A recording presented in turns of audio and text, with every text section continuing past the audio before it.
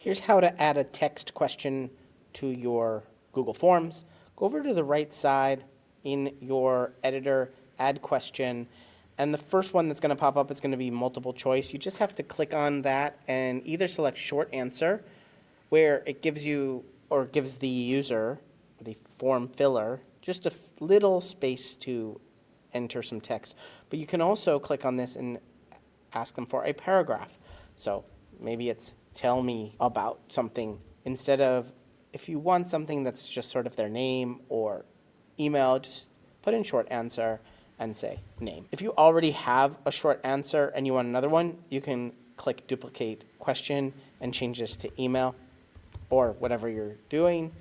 Sometimes Google will automatically know what it is if you type in some words here that you're saying, hey, answer this particular way.